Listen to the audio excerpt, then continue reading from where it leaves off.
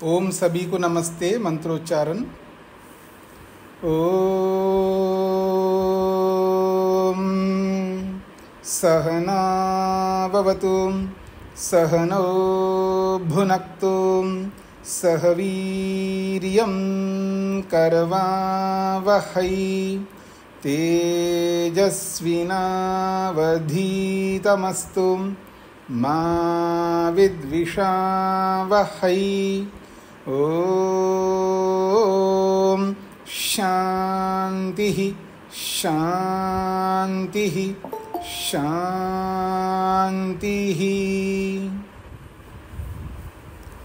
वैशेषिक दर्शन की कक्षा संख्या 32 है।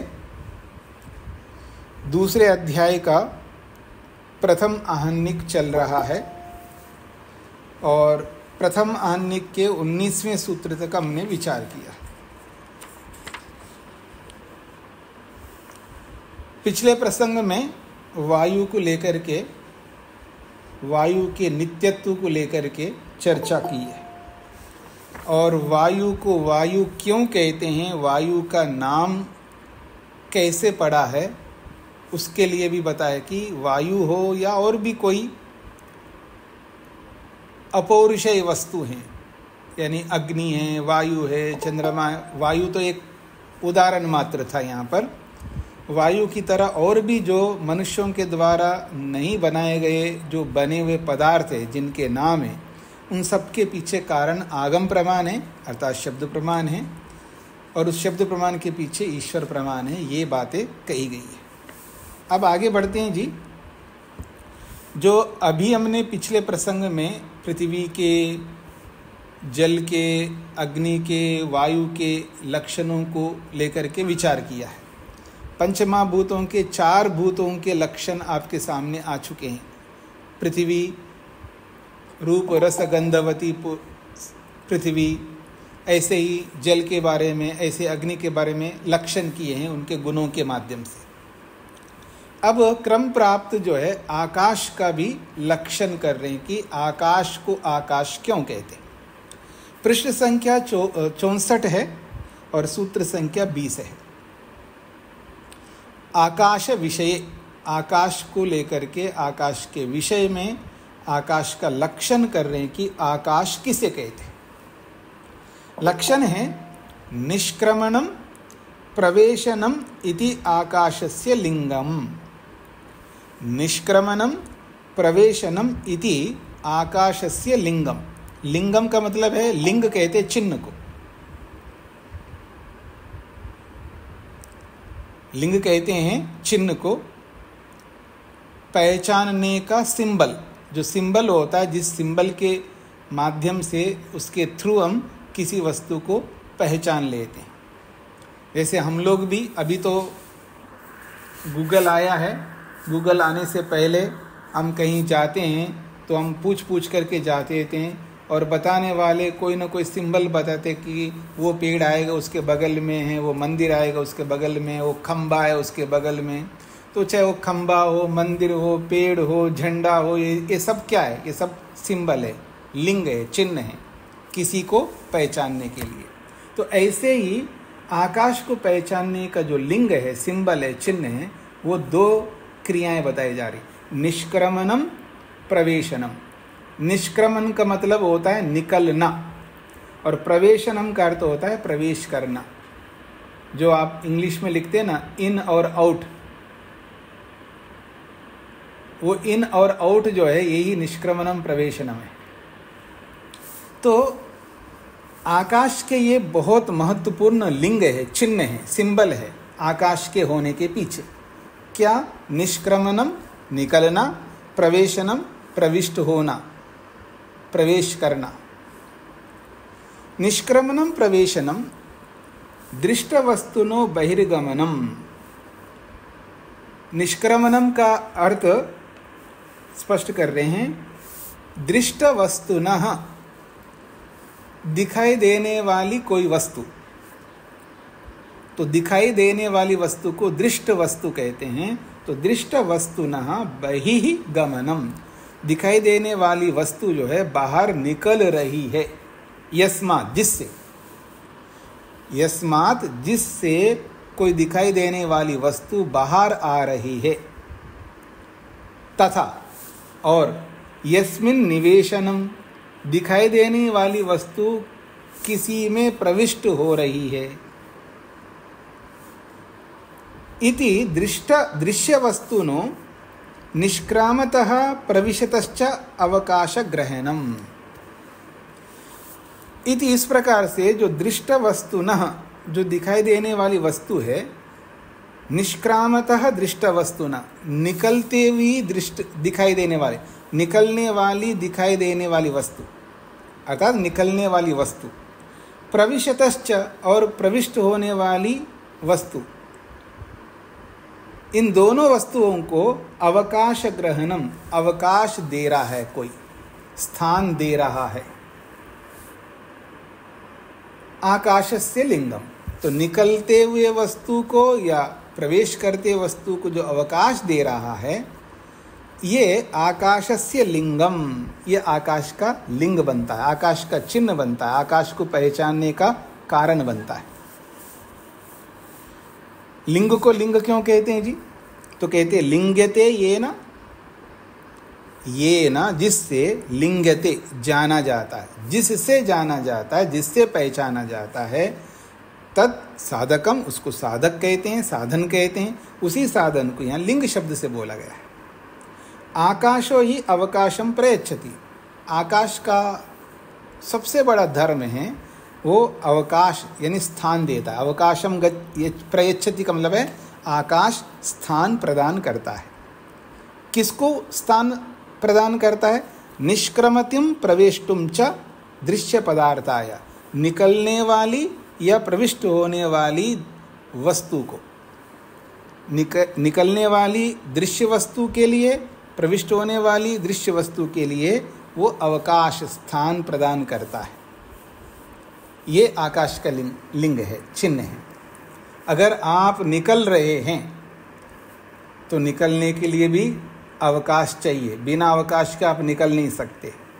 आप प्रवेश कर रहे हो तो प्रवेश करने के लिए भी अवकाश चाहिए, बिना अवकाश के प्रवेश नहीं कर सकते।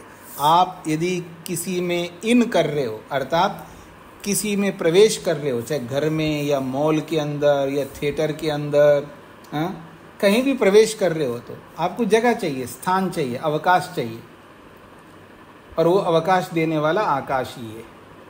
तो निकलती हुई वस्तु के लिए या प्रवेश करती हुई वस्तु के लिए जो स्थान दे रहा है वो आकाश है। तो ये पता कैसे चल रहा है? निकलने के कारण से पता लग रहा है, प्रवेश करने के कारण से पता लग रहा है। इसलिए निष्क्रमण और प्रवेशन ये लिंग बन रहे हैं आकाश के होने में। सूत्र पूरा हो गया। किसी को समझ में ना आए तो पूछ सकते हैं। अंजलि जी। नमस्ते स्वामी जी। पर इसमें इसका क्या तात्पर्य हुआ कि जो दिखने वाली वस्तु ही जो समझ में आती है, जो निकल रही है, और बाहर जो अदृश्य वस्तुएं उनको नहीं मानेंगे हम? नहीं, इसका ये तात्पर्य नहीं है, प्रसंग के अनुसार बता रहे हैं। क्योंकि जो दिखाई नहीं देने वाली वस्तु भी आ रही है जा रही है, हमको क्या पता लगेगा वो आ रही है जा रही है? आ रही है ये पता नहीं लगेगा, जा रही है नहीं पता लगेगा, क्योंकि वो दिखाई नहीं दे रही है। हमको जो दिखाई देता है, हमको समझ में आता है दिखाई देने वाली वस्तु के आते हुए हम देख रहे हैं, जाते हुए देख रहे हैं। जो व्यभिचार को प्राप्त होता है उसको हम नहीं ला सकते ना, क्योंकि न दिखाई देने वाली वस्तु भी आ रही है जा रही, उसको भी जगह देता। अगर ऐसा आप बताओगे तो ये व्यभिचार को प्राप्त होगा। सामने वाला कहेगा हमें पता नहीं लग रहा है, हम कैसे मानेंगे? तो हमको वही कारण के रूप में प्रस्तुत करना होता है जो सबको आसानी से स्वीकार्य हो। तो ये निष्क्रमणम प्रवेशनम दृश्य वस्तु के साथ में फिट बैठता है, इसको कोई नकार नहीं सकता। इसका ये मतलब नहीं है कि जो अदृश्य वस्तु है क्या वो निकलती नहीं है, प्रवेश नहीं करती हैं? बिल्कुल करती हैं। हो गया जी क्लियर? हाँ जी, आगे बढ़ रहा हूं मैं। अब ये जो बात कही है निष्क्रमणम प्रवेशनम को लेकर के, निष्क्रमण प्रवेशन ये आकाश के चिन्ह बन रहे हैं, आकाश को पहचानने के कारण बन रहे हैं। अब इसी को पूर्व पक्षी प्रश्नकर्ता खंडन करना चाह रहा है दो सूत्रों के माध्यम से। वो क्या कहना चाहता है उसके प्रश्न को आप समझेंगे तो समाधान आपको समझ में आएगा। तो ध्यान से सुनिए। एतद् दूषयति पूर्वपक्षत्वेन। एतद्, इस बात को, किस बात को? आकाश के लिंग के रूप में जो निष्क्रमण प्रवेशन के रूप में जो प्रस्तुत किया है, इस बात को पूर्व पक्षत्वेन, पूर्व पक्षी के द्वारा दूषयति, दोष दिखाया जा रहा है। अर्थात जो हमने बताया है सिद्धांती ने, उसमें दोष दिखाता है प्रश्नकर्ता। वो कहता है तद अलिंगम एक द्रव्यत्वात् कर्मणः। तद अलिंगम, वो जो निष्क्रमण और प्रवेशन को लिंग के रूप में बताया आपने, वो अलिंगम, वो लिंग बिल्कुल नहीं बनेगा। क्यों नहीं बनेगा? वो हेतु दे रहा है एक द्रव्यत्वात् कर्मणा, कर्म एक द्रव्य में रहने के कारण से। अब आप मेरी ओर देखिएगा, ये जो निकलना है, ये क्या है? जो निकलना क्रिया है। प्रवेश होना, ये प्रवेश होना क्या है? क्रिया है। तो निष्क्रमण रूपी क्रिया को, प्रवेश होना रूपी जो क्रिया को आकाश का लिंग बनाया जा रहा है सिद्धांति के द्वारा। और प्रश्नकर्ता कहना चाहता नहीं, ये आकाश के लिंग नहीं बन सकते। निष्क्रमण और प्रवेशन ये तो क्रिया है, ये तो कर्म है। ये कर्म आकाश की सिद्धि में कारण नहीं बन सकते, ये प्रश्नकर्ता का कहना है। क्यों नहीं बन सकते? वो ये तो दे रहा, एक द्रव्यत्वात् कर्मणा, कर्म तो एक द्रव्य में रहता है। अब इस एक कर्म को दोनों द्रव्यों में रहने वाला आप बना रहे हो, ऐसा प्रश्नकर्ता का कहना है। जितना मैंने बताया वो समझ में आया जी आप सबको?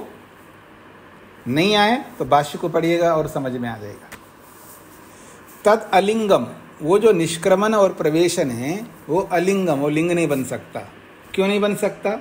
दृश्यस्य वस्तुनो यत् निष्क्रमणम प्रवेशनम न लिंगम आकाशस्य। दृश्य वस्तु का, दिखाई देने वाली वस्तु का जो निष्क्रमण क्रिया है, जो प्रवेश होने की क्रिया है, वो आकाश का लिंग नहीं बन सकती। क्यों नहीं बन सकते? कर्मणा एक द्रव्यत्वात्। निष्क्रमणम प्रवेशनम खलु कर्म, ये जो निकलना और प्रवेश होना ये तो कर्म है। तत्तु एक द्रव्यवर्ती, अब फिर वो कर्म है तो एक ही द्रव्य में रहेगा वो कर्म। किस में रहेगा? निष्क्रामति प्रविशति च वस्तुनि वर्तमाने सत्। निकलने वाली वस्तु या प्रविष्ट होने वाली वस्तु में ये निष्क्रमण और प्रवेशन रूपी कर्म वर्तमान होता हुआ विराजमान, अर्थात उनमें वर्तमान होता है। तस्मात् निष्क्रामता प्रविशतश्च वस्तुनो भिन्नस्य आकाशस्य लिंगम न भवितुमर्हति। निकलते हुए या प्रवेश करते हुए जो वस्तु है, उस वस्तु से भिन्न आकाश का वो लिंग नहीं बन सकता। अगर उसका लिंग बनेगा तो आपका जो सिद्धांत है कर्म एक वस्तु में रहता है वो खंडित हो जाएगा, ऐसा प्रश्नकर्ता का कहना है। इसलिए निष्क्रामत प्रविशद वस्तु ही तस्य समवायी कारणम। निकलने वाली वस्तु में वो क्रिया हो रही है, प्रविष्ट होने वाली वस्तु में वो क्रिया हो रही है, तो उन क्रियाओं का समवायी कारण तो वो वस्तु है, निकलने वाली वस्तु, प्रविष्ट होने वाली वस्तु, उसी में वो निष्क्रमण क्रिया रहेगी, उसी में वो प्रवेशन क्रिया रहेगी, और वही वस्तुएं समवायी कारण बनेंगी। आकाश तो नहीं बनेगा। तो जब आकाश नहीं बनेगा समवायी कारण, तो उस आकाश के लिंग कैसे बनेंगे? ये प्रश्नकर्ता का प्रश्न है। किसको समझ में नहीं आया वो पूछ सकते हैं।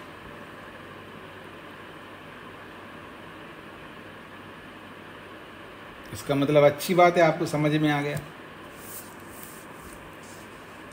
हाँ जी, सुदेशना जी को क्या कहना है? स्वामी जी नमस्ते। स्वामी जी, वो जो निष्क्रमण और प्रवेशन क्रिया, अगर आकाश नहीं होगा तो फिर कैसे होगा?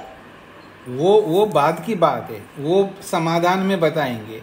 पर प्रश्न आपको समझ में आ गया तो अच्छी बात है। ये तो प्रश्नकर्ता कुछ भी बोल सकता है ना। समझ में आ गया, समझ में आ गया। जी शेखर जी। जी प्रणाम स्वामी जी। जी मैं निवेदन करूंगा, एक बार आप दोबारा रिपीट कर दीजिए। जी ये प्रश्न ये है, प्रश्नकर्ता सिद्धांति ने कहा निष्क्रमण से या प्रवेशन से आकाश का बोध होता है, इसलिए जिससे जो जाना जाता है वो उसका लिंग है, ऐसा सिद्धांती ने बताया। तो प्रश्नकर्ता इस सिद्धांत का खंडन इसलिए कर रहा है, निष्क्रमण तो एक क्रिया है, प्रवेशन एक क्रिया है, और वो जो क्रियाएं हो रही है वो उन्हीं द्रव्यों में हो रही है जो निकलने वाली वस्तु में ही निकलने की क्रिया होगी, प्रवेश करने वाली वस्तु में प्रवेश की क्रिया होगी। तो उन वस्तुओं में ही रहेगा, वही वस्तुएं इनके समवायी कारण हैं। और आप इन क्रियाओं को आकाश का कारण कैसे बना सकते हैं, ये प्रश्नकर्ता का प्रश्न है। जी जी जी, धन्यवाद। शकुंतला जी। नमस्ते स्वामी जी, समझ में आ गया, आपने ये बताया है तो। जी जी ठीक है। अब अगला सूत्र भी प्रश्नकर्ता का है, यानी दो सूत्रों से प्रश्न रखता है वो प्रश्नकर्ता। अब अगला सूत्र देखिएगा। तथा और एक बात हम कहना चाहते हैं, प्रश्नकर्ता कह रहा है 22वें सूत्र में, कारणांतर अनुक्लिप्ति वैधर्म्याच्च, कारणांतर अनुक्लिप्ति ही वैधर्म्यात् च, कारणांतर अनुक्लिप्ति वैधर्म्यात् च। अब ये कारणांतर अनुक्लिप्ति क्या होता है उसको पहले समझा रहे हैं। जो शब्द है कारणांतर और अनुक्लिप्ति, मैं आपको पहले अपनी ओर से समझाऊंगा, फिर भाष्य को देखना। कारण का मतलब कारण, और कारणांतर का मतलब भिन्न कारण। कारण और कारणांतर, कारणांतर को आपकी भाषा में अन्य कारण, कारणांतर का मतलब है अन्य कारण, दूसरा कारण, भिन्न कारण को कारणांतर कहते। और अनुक्लिप्ति का मतलब होता है कल्पना या अनुमान। भिन्न कारण की कल्पना करना या भिन्न कारण का अनुमान करना, ये वैधर्म आता है। भिन्न कारण की कल्पना करना मतलब एक कारण जहाँ बन रहा हो वहाँ दूसरे को भी कारण बनाना, यहाँ विरोध आता है। वैधर्म का मतलब विरोध आता है। निकलने वाले वस्तु का कारण है वो, निष्क्रमण क्रिया का कारण जो है निकलने वाले वस्तु का है, यानी निकलने वाली वस्तु कारण बन रहा है निष्क्रमण क्रिया का, क्योंकि वही उसको धारण करता है। समवायी कारण वही है, एक ही कारण बनता है। प्रविष्ट होने वाले प्रवेशन कर्म का कारण प्रविष्ट होने वाली वस्तु है, वही कारण बनता है। तो इन दोनों के अलावा आकाश को भी आप कारक बना रहे हो, ये विरोध आ रहा है, ये वैधर्म है यहाँ पर।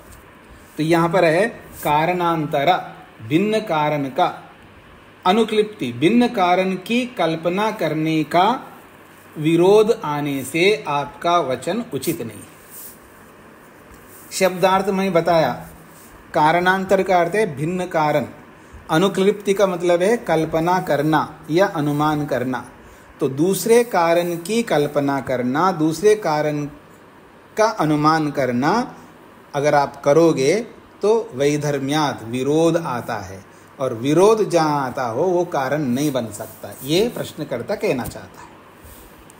अब क्या विरोध आता है, क्या भिन्न कारण की कल्पना है, वो भाष्यकार समझाएंगे।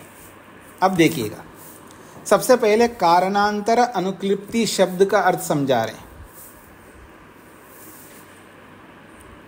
कारण क्या है? निष्क्रमण और प्रवेशन का निष्क्रमण रूपी क्रिया का प्रवेश करने की जो क्रिया है, इन दोनों क्रियाओं का कारण क्या है? समवायी कारण। वो समवायी कारण हो गए, क्योंकि क्रिया जहाँ हो रही है उस क्रिया का समवायी कारण वो द्रव्य है। तो यहाँ कारण क्या बन रहा है? समवायी कारण के रूप में देख रहे हैं यहाँ पर, क्योंकि क्रिया जिसमें हो रही है उस क्रिया का समवायी कारण वही द्रव्य होगा। तो यहाँ कारण क्या बन रहा है? समवायी कारण। तो समवायी कारण तो भिन्नम कारण, समवायी कारण से भिन्न कारण, समवायी कारण से भिन्न कारण की कल्पना करने की आपत्ति आ रही है। तो समवायी कारण से भिन्न कारण को कारणांतरम कहेंगे, और ऐसे कारणांतरम की अनुकल्प्यते, कल्पना की जा रही है, ऐसा माना जाएगा। इसी अनुकल्प्यते को खोला है अनुमन्यते, माना जा रहा है। समवायी कारण से भिन्न कारण की कल्पना करने का विरोध आने से, समवायी कारण से भिन्न कारण का अनुमान करने का विरोध आने से। तो यया का मतलब जिससे, जिससे भिन्न कारण की कल्पना करने की आपत्ति आ रही है, ऐसे को सा कारणांतर अनुक्लिप्ति, उसको कारणांतर अनुक्लिप्ति कहते हैं। ये भाषा की दृष्टि से समझाया है।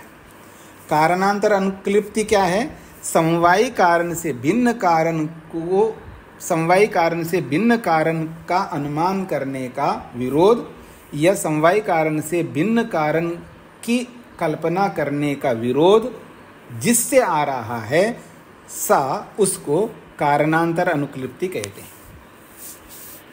अब जितना बताया ना उतना ही आपको समझना है। तो भिन्न कारण और कौन सा होता है जी, वो कौन सा कारण है वो तो बताया नहीं है, उस पर दिमाग मत लगाना, वो बताएंगे आगे। जितना बताए उतना समझते जाना है आपको। कारणांतर अनुमान शक्ति, कारणांतर अनुक्लिप्ति को आप दूसरे शब्दों में बोल सकते हो कारणांतर अनुमान शक्ति, दूसरे कारण का अनुमान करने का सामर्थ्य। तस्या वैधर्म्यम, उससे विरोध आने से, तस्याह वैधर्म्यम, तस्या का मतलब है कारणांतर अनुमान शक्ति का वैधर्म्य विरोध आने से। च इदम इदम यत् खलु आकाशो द्रव्यम, ये जो आकाश रूपी द्रव्य है, इस आकाश रूपी द्रव्य को लिंग बना रहे हो तो आकाश रूपी द्रव्य भी कोई कारण बनेगा। समवाय कारण तो जो क्रिया को धारण कर रहा है वो बन जाएगा। अब इसी क्रिया का दूसरा कारण बता रहे हो आप आकाश, तो फिर वो भी समवाय कारण नहीं हो सकता। समवाय कारण हमेशा एक ही होगा, एक ही द्रव्य समवाय कारण होगा। अनेक द्रव्य समवाय कारण, एक क्रिया का अनेक द्रव्य समवाय कारण नहीं बन सकते। एक गुण का अनेक द्रव्य समवाय कारण नहीं बन सकते, एक ही द्रव्य समवाय कारण बनेगा। तो समवाय कारण तो क्रियावान वस्तु बन गई। अब इसी क्रिया को आकाश को भी कारण बना रहे हो, इस क्रिया का आकाश को भी कारण बना रहे हो, तो फिर इस क्रिया का आकाश समवाय कारण तो बन नहीं सकता। तो फिर क्या कारण बन जाएगा? असमवाय कारण बन सकता है थोड़ी देर के लिए। तो द्वितीयम असमवाय कारणम कर्मणा भवति, फिर दूसरा कारण बनेगा आकाश, असमवाय कारण बनेगा। यही हो गया ना जी। निष्क्रमण रूपी क्रिया का समवाय कारण जब निष्क्रमण करने वाला द्रव्य है तो वो समवाय कारण बनेगा। एक कर्म का अनेक द्रव्य समवाय कारण तो बनेंगे नहीं, पर इस कर्म का कारण बना रहे हो आकाश को, तो फिर वो कौन सा कारण बनेगा? समवाय तो हट गया, तो बचेगा कौन? असमवाय बचेगा। तो उस आकाश को आप असमवाय कारण बना रहे हो। संयोगाद असमवाय कारणम भवेत्, हाँ, आकाश के साथ कर्म का संयोग होने से संयोग का असमवाय कारण बन जाए। संयोगाद असमवाय कारणम भवेत्, संयोग के कारण से आकाश जो है, यानी उस कर्म का संयोग असमवाय कारण बन जाए, ये कहना चाह रहे। आकाश नहीं, आकाश भी द्रव्य भी असमवाय कारण नहीं बनता। संयोगाद असमवाय कारणम भवेत्, संयोग के कारण से वो असमवाय कारण बने, अर्थात संयोग असमवाय कारण बने उस कर्म का, क्योंकि आकाश के साथ उस द्रव्य का संयोग हो रहा है, और वो संयोग जो है असमवाय कारण बने किसका? निष्क्रमण कर्म का या प्रवेशन कर्म का। तथा कारणे कार्यम प्रति कारणत्व धर्म पूर्वतो नियतो वर्तते। तथा, और एक बात है, कारण के संदर्भ में कार्य के प्रति कारणत्व जो धर्म है पहले से नियत होता है, निश्चित होता है। यद उपस्थिते कारणे कार्यम उत्पद्यते, कार्य कारण के उपस्थित होने पर कार्य उत्पन्न होता है। तो कौन सा कारण है जिस कारण के उपस्थित होने पर कोई कार्य बनता है, ये पहले से निर्धारित होता है। कोई आप नया नहीं बना सकते हो, लेकिन यहाँ आप नया बना रहे हो कर्म को आकाश को ला करके। तो कौन कौन कारण बनते हैं वो पहले से निर्धारित होता है। मतलब संयोग भी कारण बनता है, ये पहले से निर्धारित है। अगर कहीं क्रिया हो रही है तो उस क्रिया के पीछे संयोग कारण बनता है, ये पहले से निर्धारण है। अगर कहीं क्रिया हो रहा है तो उस क्रिया का कारण कौन बनता है, समवाय कारण, वो निर्धारित है। और उसको क्रिया करने वाला कोई होता है, वो भी कारण बनता है, निमित्त कारण बनता है, वो भी निर्धारित है। तो निमित्त कारण भी निर्धारित होता है, समवाय कारण भी पहले से निर्धारित होता है, असमवाय भी पहले से निर्धारित होता है। तो कारण के बनने में, मतलब किसी कार्य की उत्पत्ति में कारण के बनने में पहले से डिसाइडेड है, निर्धारित है। लेकिन आप एकदम नया ला रहे हो, उसको भी कारण बना रहे हो, ये नहीं बन सकता, ये प्रश्नकर्ता का कहना है। यद उपस्थिते कारणे, जिस कारण की उपस्थिति हो जाने पर कार्यम उत्पद्यते, कार्य उत्पन्न होता, संयोग की उपस्थिति में कार्य उत्पन्न होता है। ठीक है जी। आकाशस्तु सर्वकाले सर्वत्र च उपतिष्ठते, आकाश तो सभी कालों में सब जगह विद्यमान है। न तस्य व्यतिरेको अस्ति, उस आकाश का भेद नहीं आएगा, व्यतिरेक नहीं होगा, अर्थात बिना आकाश के ही सब काम होते हो, ऐसा बिल्कुल नहीं होगा। पुनः कदाचित कर्म कदाचित अकर्म इति व्यवस्था न स्यात्। यदि फिर भी आपको कर्म के पीछे आकाश को कारण बनाना हो तो फिर तो ये नहीं हो सकता कि कभी कर्म हो रहा है और कभी कर्म नहीं हो रहा है, ऐसा नहीं हो सकता, क्योंकि आकाश तो सदा रहेगा।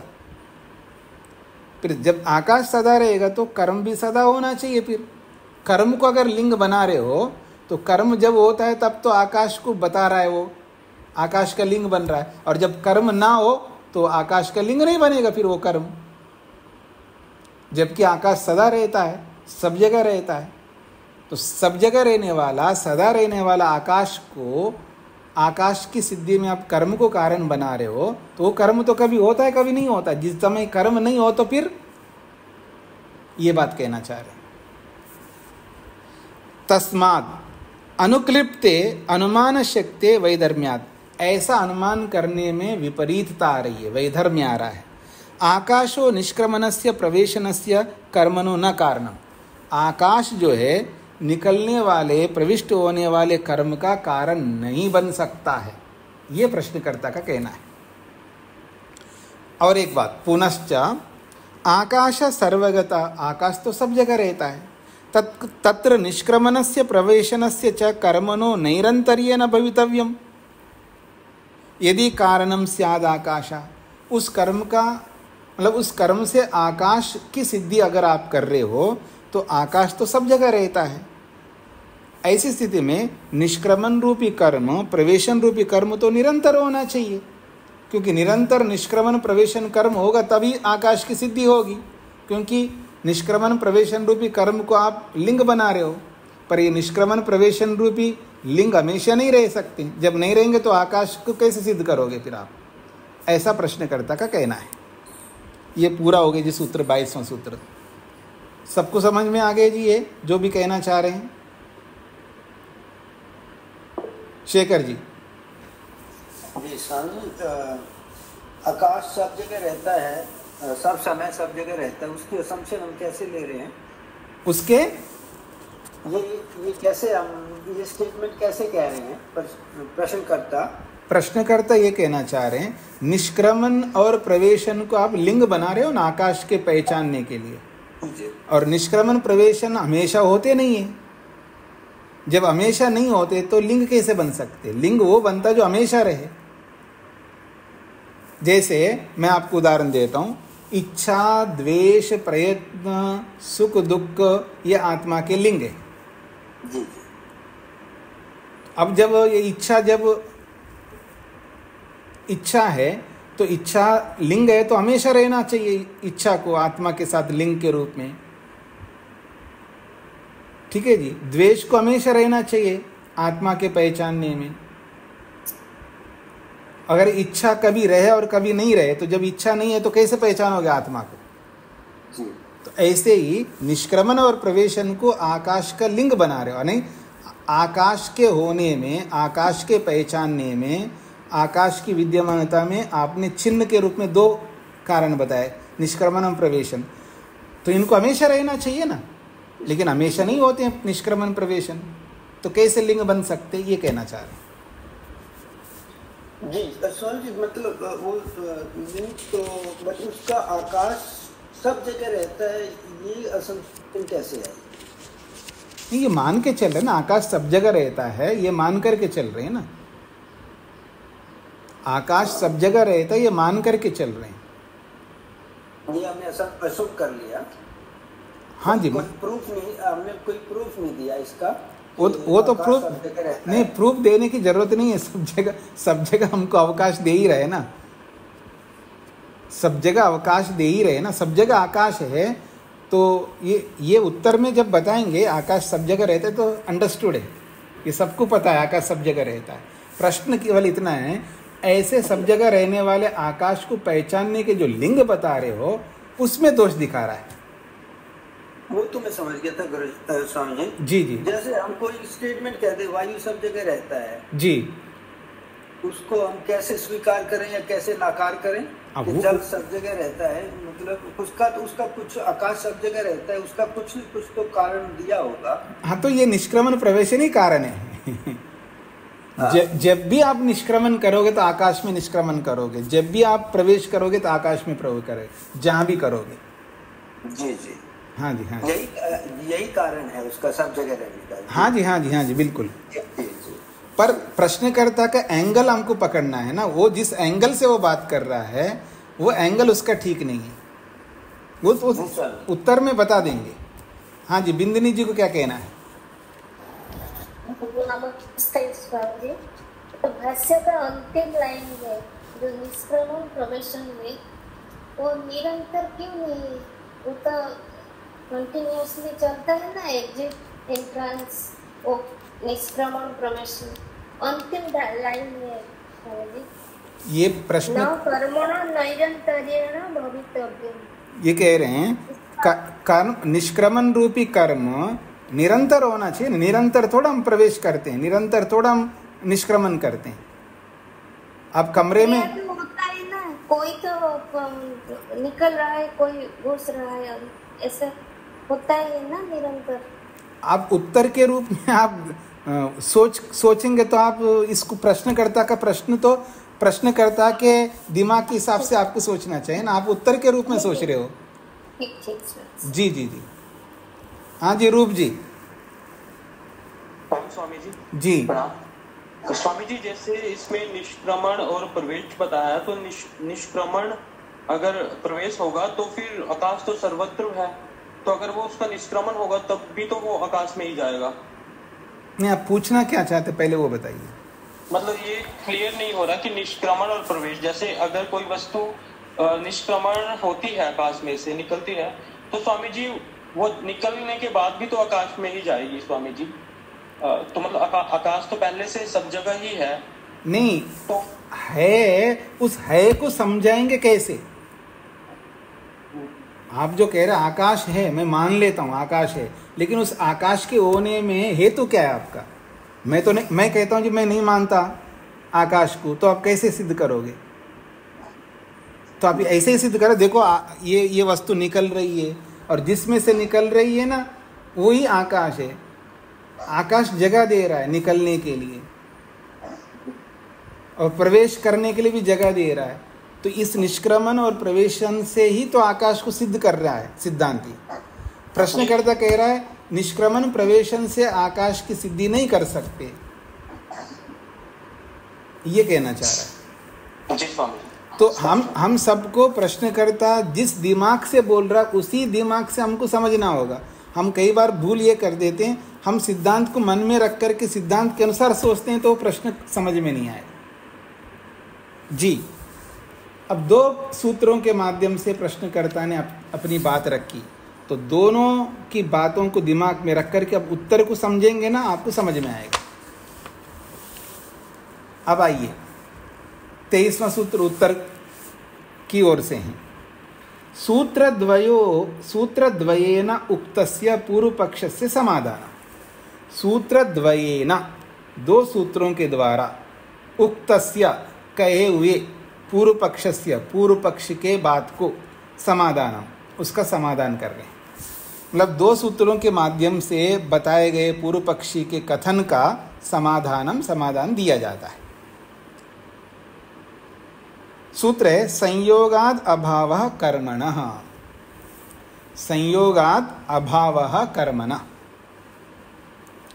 संयोगात अभावः कर्मणा निष्क्रामतः प्रविशतश्च द्रव्यस्य तद भिन्नेन मूर्तिमता वस्तुना संयोगात संयोग रूप प्रतिबंधात तत्र आकाशे निष्क्रमणस्य प्रवेशनस्य कर्मणो व्यापारस्य नैरंतर्येण अभाव विद्यते।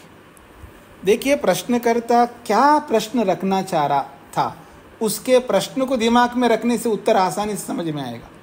उसने ये बोला था कि आकाश तो सब जगह रहता है, अगर जब आकाश सब जगह रहता है तो निकलना और प्रवेश होना निरंतर होना चाहिए, ये उसका हेतु था। उसके हेतु को पकड़ लीजिएगा। आपने कहा कि निष्क्रमण प्रवेशन आकाश का लिंग है, तो कहते निष्क्रमण प्रवेशन तो सदा नहीं होते हैं, जबकि आकाश तो सब जगह रहता है। तो जब सब जगह आकाश रहता है तो निकलना प्रवेश होना भी हमेशा रहना चाहिए, वो हमेशा नहीं रहते। ऐसा बोल करके खंडन किया, अर्थात वो गलत ढंग से प्रस्तुत किया। उस गलत ढंग को बता रहे हैं यहाँ पर, वो क्या उसकी गलती है उसको पकड़वा रहे हैं, आपको भी पकड़ना है। उसने ये बोला ये जो निष्क्रमण जो है सदा ना होने के पीछे, प्रवेश सदा ना होने के पीछे आकाश थोड़ा कारण बन रहा है भाई। निकलना और प्रवेश होना, वो निरंतर प्रवेश क्यों नहीं हो रहा है? मतलब आकाश सब जगह तो प्रवेश भी निरंतर होना चाहिए, आकाश सब जगह हो तो निकलना भी सदा होना चाहिए, ये तो नहीं बन सकता।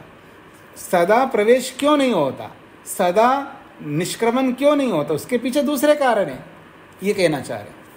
इसको समझ लीजिएगा। निष्क्रमतः प्रविशतश्च द्रव्यस्य, निकलने वाले या प्रवेश होने वाला जो द्रव्य है, उस द्रव्य का निकलना लगातार क्यों नहीं हो रहा है, प्रवेश लगातार क्यों नहीं हो रहा है? क्योंकि उस निकलने वाले वस्तु से भिन्न मूर्तिमान वस्तु का संयोग होने से, संयोग रूपी प्रतिबंधक होने से, तत्र आकाशे, उस आकाश में, निष्क्रमणस्य प्रवेशनस्य कर्मणा व्यापारस्य, निकलने या प्रविष्ट होने वाले कर्म रूपी व्यापार का नैरंतर्येन, निरंतर होना रूपी कर्म न विद्यते, नहीं हो सकता। जैसे मान लीजिएगा आप प्रवेश कर रहे हैं, और प्रवेश कर रहे हैं तो, और आकाश तो सब जगह है, प्रवेश कर, लेकिन दूसरा द्रव्य आपको रोकेगा, दीवार रोक रहा है आपको, मैं क्या करूं?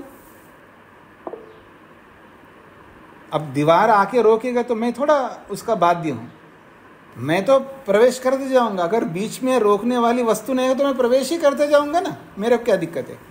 क्योंकि आकाश खुला है तो मैं चलता जाऊंगा, चलता जाऊंगा, चलता ही जाऊंगा। अब मैं आपके पास आता हूं, न्यूटन के फर्स्ट लॉ को सामने रखिएगा।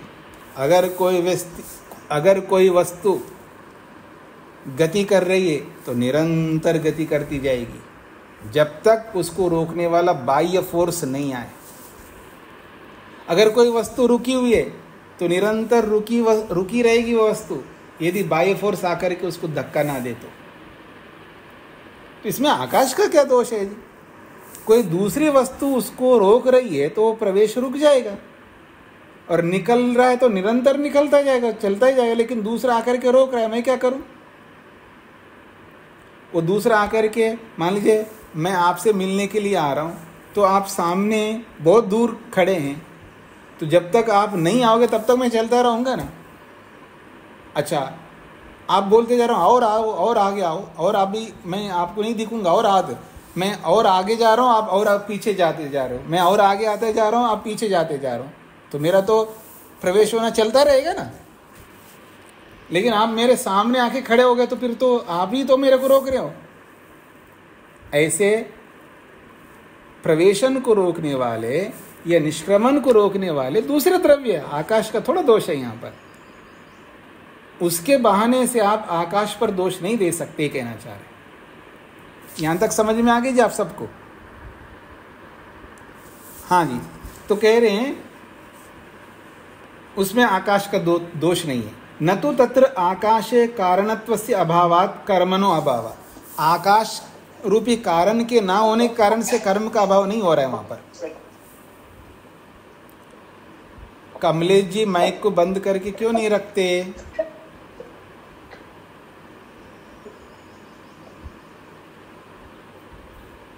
देखो, बताने के बाद भी आप माइक को नहीं रोक रहे हैं तो फिर कैसे काम चलेगा जी।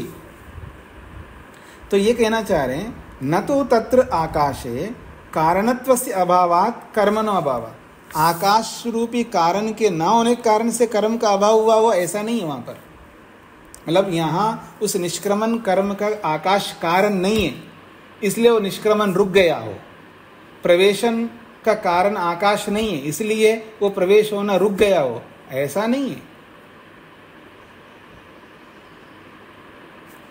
यहां तक स्पष्ट हो गया जी सबको? जिसको समझ में नहीं आया तो पूछ सकते हो। तस्मात् तत्कारणत्वम आकाश अवकाश दानात् व्यवतिष्ठते। उस निष्क्रमण का कारण आकाश तो तब भी बना रहेगा, क्योंकि आकाश अगर नहीं है तो आप प्रवेश ही नहीं कर सकते, निष्क्रमण ही नहीं कर सकते। बिना आकाश के जब प्रवेश नहीं कर सकते, निष्क्रमण नहीं कर सकते, तो उस निष्क्रमण का, उस प्रवेश का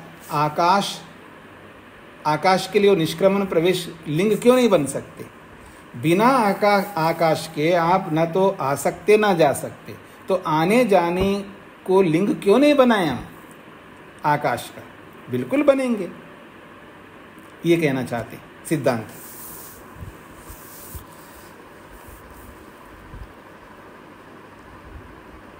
यद्वा अथवा दूसरे ढंग से समझा रहे हैं, कर्मणा संयोगात् निष्क्रमणस्य प्रवेशनस्य कर्मणा कारणम समवाय कारणम भवतु निष्क्रामात् प्रविशश्च द्रव्यम। भाई तुम जो बात कहना चाहते हो, प्रश्नकर्ता को कह रहे सिद्धांती, निकलने वाले प्रविष्ट होने वाले कर्म का जो कारण है समवाय कारण, निकलने वाली वस्तु या प्रविष्ट होने वाली वस्तु बन जाए समवाय कारण। हम ये थोड़ा कह रहे हैं कि वो समवाय कारण नहीं है, हमें कोई आपत्ति नहीं है। निकलने रूपी कर्म का, प्रविष्ट होने रूपी कर्म का समवाय कारण वही द्रव्य बन जाए, हमें कोई आपत्ति नहीं, हम उसका निषेध नहीं कर रहे। परंतु निष्क्रामतः प्रविशतश्च वस्तुनो निष्क्रमणस्य प्रवेशनस्य कर्मणा परिणाम फलं वा संयोगस्तु न आकाशे व्याहन्यते। निकलने वाले वस्तु का, प्रविष्ट होने वाले वस्तु का संयोग जो है आकाश में हो रहा है, उसको आप कैसे रोक सकते हो? संयोग हो रहा का मतलब वो स्थान दे रहा है ना, आकाश स्थान दे रहा है, तभी तो उस वस्तु का संयोग हो रहा है आकाश के साथ में। मतलब जैसे मैं खड़ा हूं, एक कदम आगे रखा, तो एक कदम जो आगे रखा है वो कहाँ रखा है? आकाश में रखा है। तो उस एक कदम का आकाश के साथ जो संयोग है उसको थोड़ा आप रोक सकते हो, वो आकाश में तो होगा।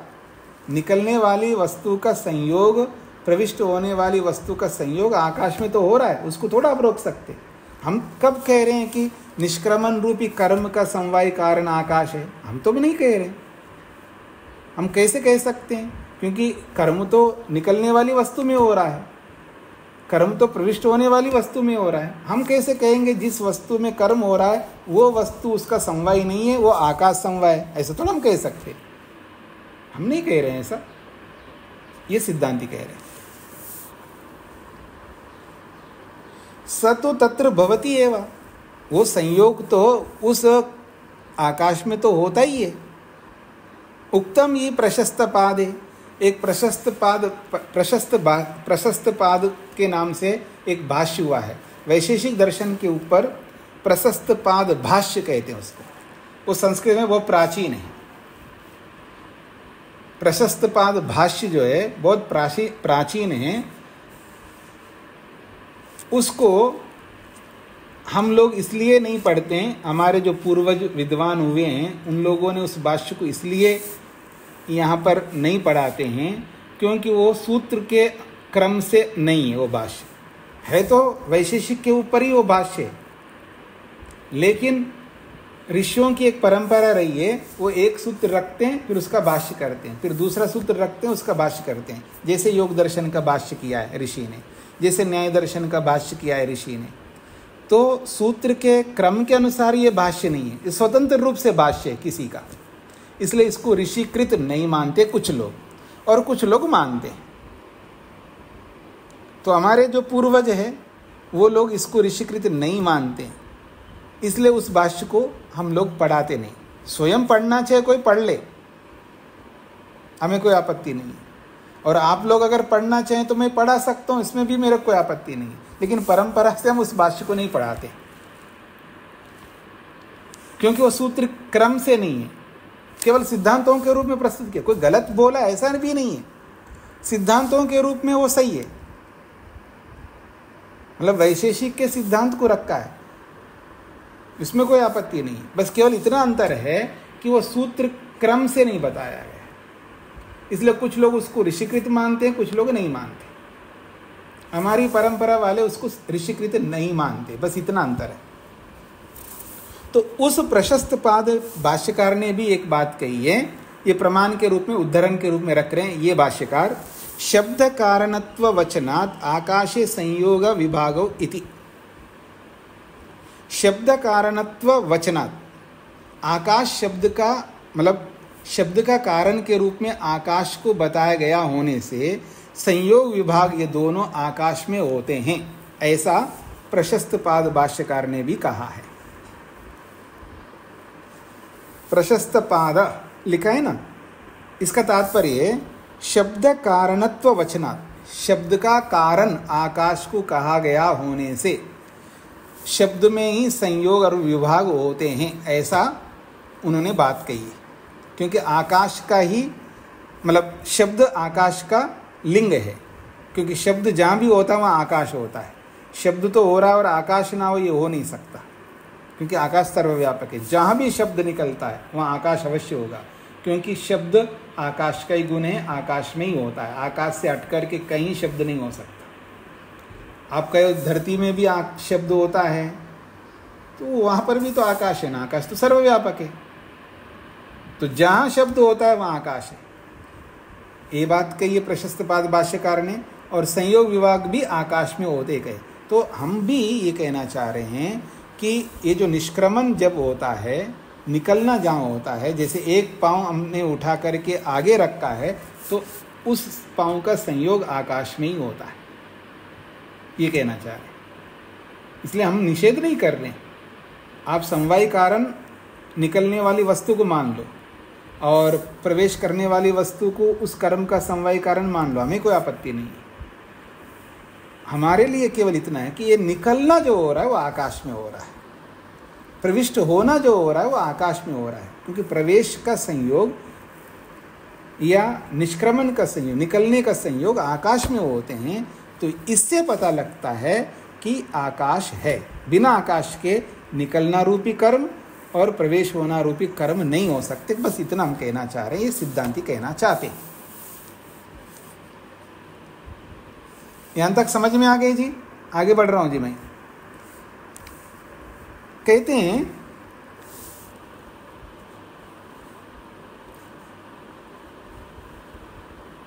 कारणत्व प्रतिषेधस्य अभाव आकाशे। कारणत्व का अभाव आकाश में नहीं कह सकते। कारणत्व प्रतिषेधस्य अभाव, कारणत्व का प्रतिषेध का अभाव अर्थात कारण आकाश अवश्य बनता है, इसका तात्पर्य। अभाव शब्द का अर्थ कर रहे हैं जी, कारणत्व प्रतिषेधस्य अभाव, कारण का प्रतिषेध का अभाव है अर्थात भाव है। दो निषेध जब आते हैं तो वहाँ एस होता है, एक ही निषेध करो तो वहाँ नो होता है। जब एक निषेध आता है तो वहाँ पर होता है नो, और जब दो निषेध आते हैं तो वहाँ एस हो जाता है, हाँ हो जाता है। तो कारणत्व का खंडन नहीं है अर्थात मंडन है, अर्थात आकाश कारण बनता है। किसका? निष्क्रमण प्रवेश का। अथवा दूसरे शब्दों से अब तीसरा अर्थ कर रहे हैं, कर्मणा संयोगाद अभाव, आकाशे संयोगात सम्यक योगात समवायात। आकाश में निष्क्रमण का संयोग होने से, आकाश में प्रवेशन का संयोग होने से, इसी संयोगात को खोला है सम्यक योगात, अच्छी प्रकार से आकाश के साथ उन कर्मों का योग होने से। समवायात, उन्हीं में वो कर्म, आकाश में ही कर्म होने से। आकाश में होने का मतलब है आकाश में स्थित उन द्रव्यों में ही कर्म होने से, ऐसा इसका तात्पर्य। अभावः, यानी आकाश के साथ जब संयोग होता है तब वो जो कर्म का अभाव हो जाता है। अर्थात जब उस कोई विरोधी तत्व आकर के उस कर्म को रोकता है, जैसे मैं चल रहा हूँ और मेरे सामने बिल्कुल कोई दीवार आ गया, उस दीवार का संयोग हो रहा है वहाँ पर, अथवा कोई व्यक्ति आकर के उसको रोक रहा है, वो उसके संयोग से वो कर्म का अभाव हो रहा है। दूसरे के कारण से कर्म का अभाव हो रहा है, निष्क्रमण या प्रवेश का। इसलिए आकाशो न कर्म न समवायी कारणम, आकाश कर्म का समवायी कारण नहीं है, हम भी मानते हैं। समवायी कारणम कर्म न एक द्रव्यवर्तत्वात्, समवायी रूपी कारण जो है, क्योंकि कर्म एक द्रव्य में होने के कारण से जिसमें कर्म हो रहा है वही समवायी कारण बनेगा, परंतु तस्य निष्क्रमण प्रवेशन लिंगत्वे न क्षति, फिर भी उस निष्क्रमण प्रवेश रूपी कर्म का, निष्क्रमण और प्रवेश रूपी जो कर्म है वो लिंग बनते हैं, इसमें कोई क्षति नहीं होगी। यानी ये दोनों कर्म भले ही उन द्रव्य में हो रहा है, लेकिन ये दो कर्म जो हो रहे हैं, ये जो कर्म हो रहे हैं ये आकाश के कारण से हो रहे हैं, इसमें कोई क्षति नहीं आएगी, ये इसका तात्पर्य है। निष्क्रमते प्रवेशते द्रव्याय तस्य अवकाश प्रदान धर्मित्वात्, स्पष्ट कर रहे हैं भाष्यकार, निकलने वाले द्रव्य का, प्रविष्ट होने वाले द्रव्य का अवकाश आकाश दे रहा है, तो उस द्रव्य को अवकाश दे रहा है, तब जाकर के निष्क्रमण हो रहा है। वो आकाश उस द्रव्य का अवकाश दे रहा है, इसलिए प्रवेशन रूपी कर्म हो रहा है। तस्मात् निष्क्रमणम प्रवेशनमिति लिंगम आकाशस्य निरवध्यम, इसलिए निष्क्रमण और प्रवेशन जो है ये आकाश की सिद्धि में लिंग बनते हैं, ये निरवध्यम, ये अखंडित है, अर्थात इसका आप खंडन नहीं कर सकते। विचित्रा खलु सूत्रकृति सूत्रकारस्य, सूत्र की जो कृति है, सूत्र का जो निर्माण किया है सूत्रकार ने, ये विचित्र किया है। देखिए हमने कितने अर्थ किए हैं, 1 2 3 तीन अर्थ कर रहे हैं एक ही सूत्र का। सूत्रकार की जो सूत्र की शैली है उससे अनेक प्रकार के अर्थ निकल सकते हैं। ऐसा भी मानो, इस एंगल से मानो, उस एंगल से मानो, किसी एंगल से भी मानो, निष्क्रमण प्रवेश ये दोनों लिंग बन रहे हैं आकाश की सिद्धि में, ऐसा इसका तात्पर्य है। सूत्र का भाष्य पूरा हो गया। अंत में कह रहे हैं अत्र सूत्रे अपि सूत्र शैली विरुद्धम भाष्यम वेधायी शंकर मिश्रादि भी, शंकर मिश्र आदि सूत्रकारों ने इस सूत्र की शैली से विरुद्ध अर्थ उन्होंने किया है। क्या विरुद्ध किया वो तो नहीं बताया, लेकिन उन्होंने इस सूत्र की शैली से विरुद्ध अर्थ किया, ऐसा बोला है। तो किसी को समझ में नहीं आया हो तो पूछे, इसका सार तो इतना ही है, निष्क्रमण प्रवेशन लिंग तो बनेंगे आकाश की सिद्धि में, भले निष्क्रमण क्रिया उस द्रव्य में रहता हो, हमें कोई आपत्ति नहीं है, लेकिन उस द्रव्य को स्थान जो दे रहा है आकाश, निकलने वाले द्रव्य का, प्रविष्ट होने वाले द्रव्य का आकाश जब स्थान दे रहा है, तो स्थान देने मात्र से उस निकलना रूपी, प्रवेश होना रूपी जो कर्म जो है वो लिंग अवश्य बनेंगे, ये कहना चाह रहे हैं सिद्धांत। तेज नारायण जी को क्या कहना है? जी स्वामी जी, ये बात तो समझ में आ गई जी, लेकिन एक मुख्य प्रश्न ये है कि किसी भवन में तो निष्क्रमण और प्रवेशन होता है, लेकिन खुले स्थान पर जहाँ पर कोई अवरोध नहीं हो, तो ये दो क्रियाएं क्यों उसका लिंग बताइए? प्रवेशन और निष्क्रमण दो भिन्न क्रियाएं तो नहीं है? नहीं, निष्क्रमण क्रिया अलग है, प्रवेशन क्रिया अलग है। नहीं तो खुले आकाश में यहाँ पर हम चल रहे हैं, स्थान जहाँ अवरोध नहीं है जी, तो वहाँ तो एक ही क्रिया है, निष्क्रमण हो या प्रवेशन हो, उसे कुछ भी मान सकते हैं। अवरोध है तब स्थिति आएगी। नहीं, ये केवल बाहर स्थित अवकाश को लेके ध्यान में नहीं रख रहे हैं, कहीं भी निष्क्रमण प्रवेशन कहीं भी हो सकता है ना, कमरे में भी हो सकता है, मॉल में भी हो सकता, फिर भी प्रवेशन निष्क्रमण तो हो रहा है ना। जिस संदर्भ में बताया जा रहा है उसी को लेना है, जिसके बारे में नहीं बता रहा उसकी चर्चा तो हमको सोचना नहीं है ना। निकलना प्रवेश होना है तो निर्धारित स्थान को ध्यान में रख करके हो रहा है। जी जी, धन्यवाद। जी जी, हाँ जी, राजगोपाल जी। जी स्वामी, यहाँ पर 3 शब्द आए हैं जिसका अर्थ थोड़ा जानना है। व्याहन्यते क्या अर्थ होगा? ऊपर से 7वीं जो लाइन है या 6ठी लाइन, हाँ जी, क्या? संयोगस्तु न आकाशे व्याहन्यते। व्याहन्यते विरुद्ध, विरोध। संयोग तो आकाश में होता है, इसका विरोध तो आप नहीं कर सकते। व्याहन्यते का मतलब विरोध। जी जी जी, इसमें कारणत्व प्रतिषेधस्याभाव, उसके 2 नीचे। हाँ जी, प्रतिषेध, इसका अर्थ क्या होता है विशेषता? प्रतिषेध का मतलब विरोध, खंडन। हाँ जी, और जो अंत में व्यधाई, हाँ, ये वेधाई, ये जो है ये क्रियापद है, ये भूतकाल का क्रियापद है। वेधाई का मतलब है सूत्र शैली विरुद्धम भाष्यम वेदाय। सूत्र शैली के विरुद्ध भाष्य किया, किया अर्थ को बताता है वेधाई। जी जी जी, हाँ जी, उषा जी।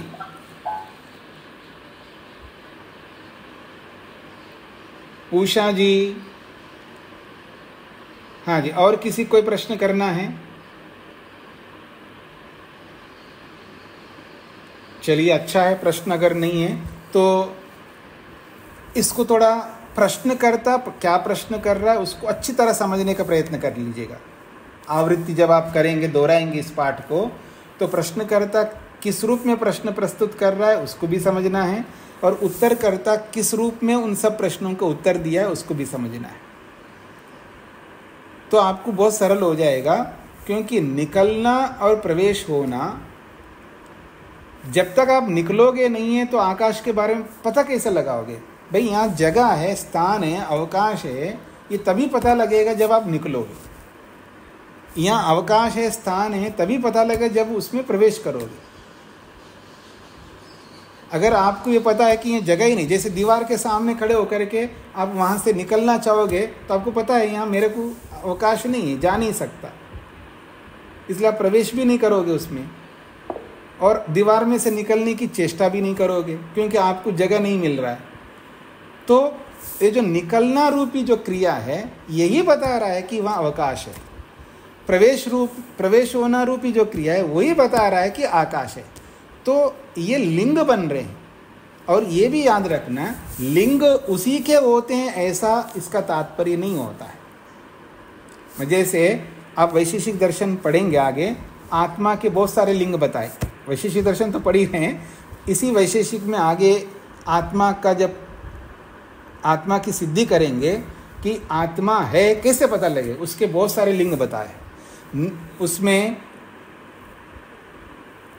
आंखों का उन्मेलन, निमेशन, आंख बंद करना, आंख खोलना भी आत्मा के होने का लिंग बताया।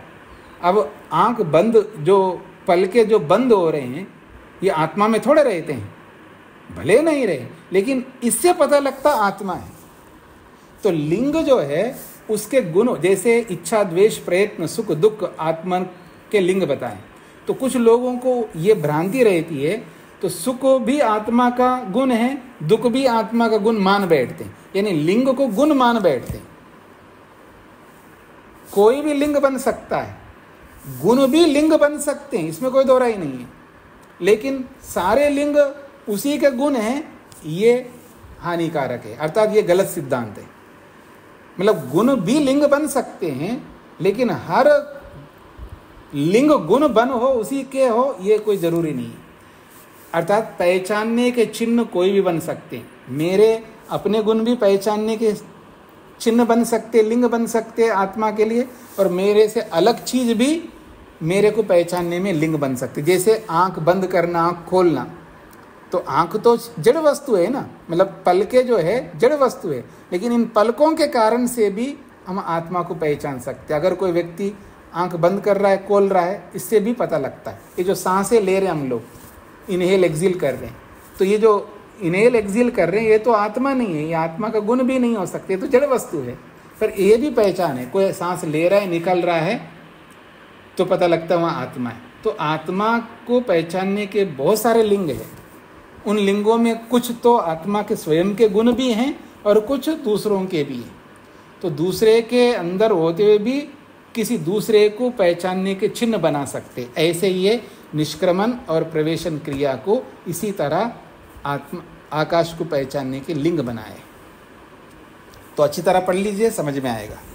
ओम शांति शांति शांति।